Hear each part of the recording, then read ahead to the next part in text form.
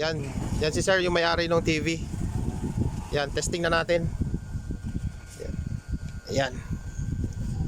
Ayan oh, lumabas na yung TCL. Sir, thank you. Ayan, okay na. Success na yung ano, paggawa sa kanya. Lumabas na yung TCL. Kanina, totally blanco talaga. Wala kang makikita. Yan. Mapapanood ni sir yung kanyang Thank you very much. Netflix. Ano ba pinapanood mo sir? Netflix o YouTube lang? Ano? Google TV na pala yan eh. Google TV na. Yan oh. Yan, okay na. Pwede nang testingin ni sir. Yan, may warranty din yan para sure na talagang ano, magagamit. Ayan sir, thank you. Salamat. Yan, good afternoon. Magbibigay ako ng konting tips para din sa inyo. Konting tips lang. Pagka kalimitan, ganito yung lumalabas na TV. Frameless, makapapansin nyo, wala siyang frame. Yan o, walang frame. Yan, wala siyang frame. Paikot. Magpakita ka tayo ng isang TV na may frame. Yan o, yung may frame. Yan, may frame yung ano niyan. Yan. Ayan, balik mo na dito. Yan guys, ang advantage ng may frame. Yung may frame ha. Yung may frame pa ito. Ito kasi frameless eh. Kapag ka nasira yung backlight nito o yung ganito. Yan, ganitong ilaw. May ilaw kasi yan eh. May backlight yan sa loob. Ngayon, kapag ka nasira yung backlight nito, guys, napakahirap i-repair. Hindi mo halos matanggal tong screen na to. Natatanggal pero pahirapan. May chance na mabasag or hindi na gawin ng technician yung inyong TV. Kasi yung screen nito nakadikit sa frame, nakadikit. Yan, paikot. Yan, pa-box na yan. Yung dulo ng screen yan nakadikit sa frame sa ilalim. Eh kailangan natin i-remove yung screen yan para ma-access natin yung backlight. Yung parang ganito. Yan. Itong maliwanag na ito, pumunta pa tayo. Yan, ito yung backlight. Yan. Inilaw natin, ano din yan? Backlight din yung ilaw natin. Para ma-access natin yung backlight, kailangan natin tanggalin yung screen. Ngayon, nakadikit yan. Pag nagtanggal ka ng dikit niyan, konting pagkakamali mo, basag ang screen. Basag to. Napakalaking damage, napakalaking ano. Ano lang yun, konting tips lang. Huwag sana ma-open yung iba, pero dito dumudugo yung ilong ko sa pagpalit ng backlight ng ganitong walang frame. Yung may frame kasi, may tornilyo yun, paikot, pa-box, may tornilyo yun. Kapag ka natanggal mo na yung tornilyo, matatanggal mo na yung frame, easy. Sabay tanggal mo na rin yung screen. Mabilis mong tanggalin kasi iniipit ng frame yung screen. Kumpara mo dito, walang umiipit dito guys eh. Wala nag-iipit dito, nakadikit talaga to. Ngayon, pag tatanggalin mo yung screen, pag matindi ang dikit, sa sobrang nipis ng bubog nito, pwedeng mabasag.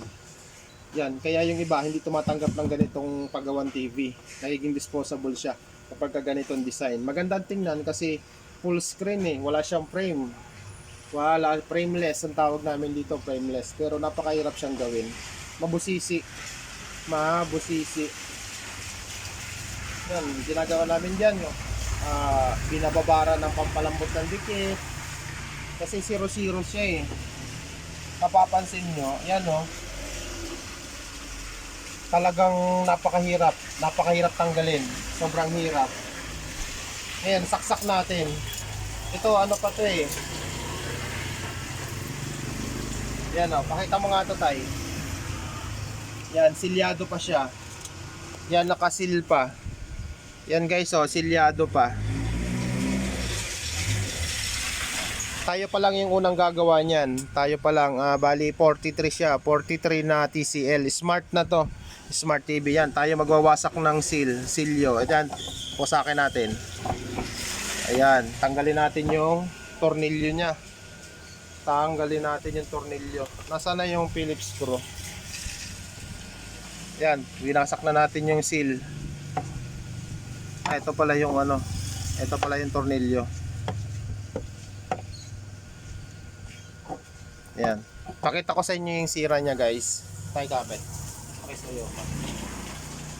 Saksak natin. Yan, kadadala lang nito.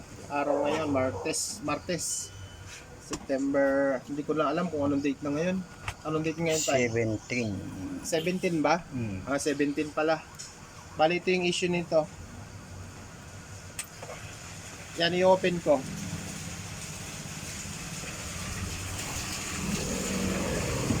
Yan, oh.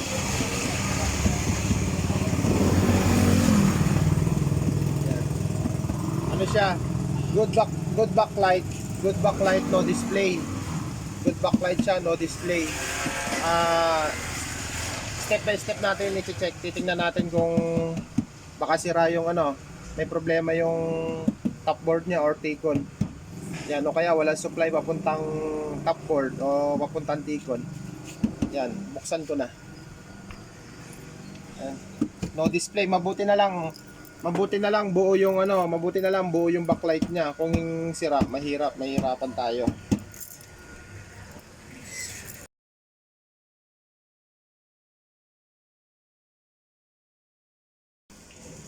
Yan. Check natin. Tingnan natin kung anong sira.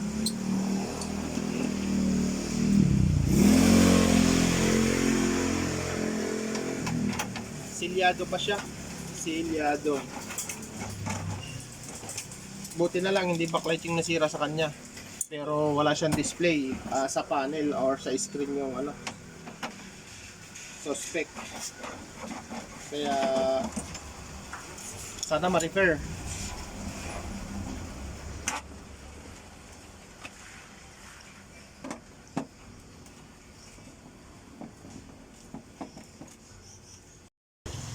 Yan, ngayon tapos na natin mag-troubleshoot. Tapos na natin mag-troubleshoot. Base sa tester ko, yung ano niya, yung yung voltahe dito sa T-con. Kasi ang T-con nito built-in dito sa mainboard. Kasama dito sa mainboard, hindi siya hiwalay. Nag-normal na yung voltahe. Kaya sabay natin masaksihan kung okay ba. Yan, sabay-sabay tayo. I-ano ko, isasaksak ko. Ito. Yan. Power. Ayan, may power na. May remote to eh. Ito. Oh. Ayan, kita nyo may power na siya dito. Oh. Yan, may power. Iharap ko sa inyo para sabay-sabay tayo. Kung good ba. Yan.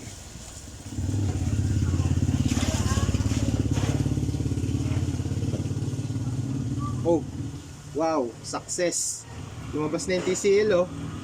Kanina blanco. Ha? Yan yung no display. No display pero may sounds. Kanina blanco pero ngayon ang ganda na oh. Okay. Mabuti na lang hindi backlight yung sira sa kanya. Kung nagkataong backlight, siguro sorry na sa mayari kasi bihira ako tumanggap ng ganitong backlight ang sira kasi napakadugo gawin kapag ganitong frameless tapos backlight yung ano mo re-repair. Buti na lang at hindi sa backlight yung problema dun sa panel. Na-repair natin yung panel, yung pinakang screen yung problema nito. Buti nagawa natin ang solusyon kasi sabi nung mayari gawa ng solusyon habang wala pang budget.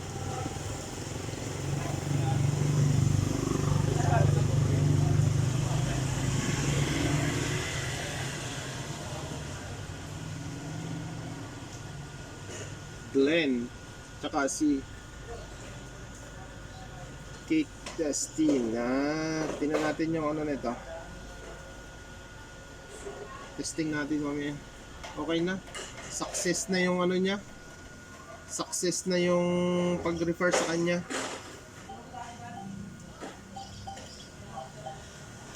Google TV na siya. Yan.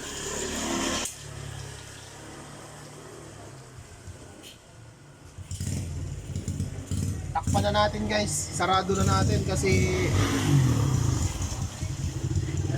sarado muna natin, baka matalsikan ng tornilyo.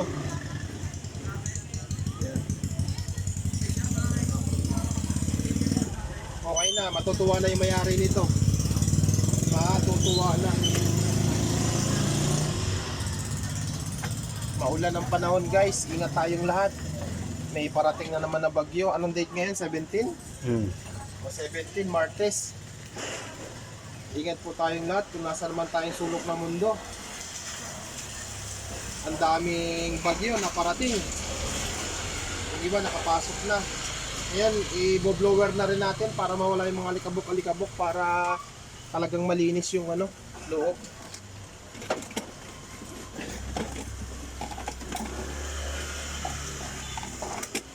Hindi pa ako nakakapaglinis ng shop.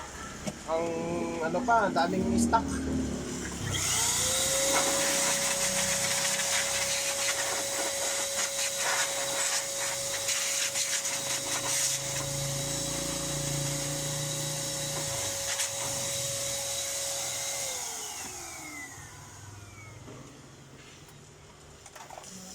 Yan, para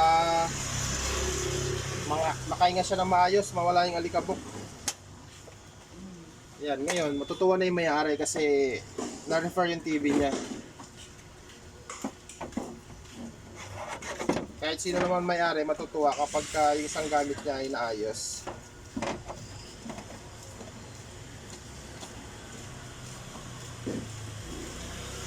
Pagtapos nito, pwede natin siyang tawagan.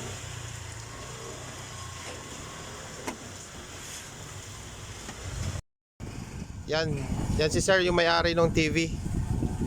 Yan, testing na natin. Yan. Yan oh, lumabas na yung TCL. Sir, thank you. Ayos. Ayan, okay na. Success na yung paggawa sa kanya. Lumabas na yung TCL. Kanina, totally Wala na. blanco talaga. Wala kang makikita. Yan. Mapapanood ni sir yung kanyang Thank you very much. Netflix. Ano ba pinapanood mo sir? Netflix o YouTube lang? Netflix. Netflix lang. Google TV na pala yan eh. Google TV na.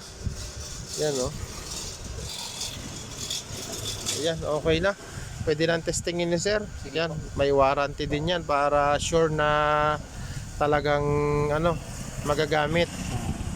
Ayan sir, thank you.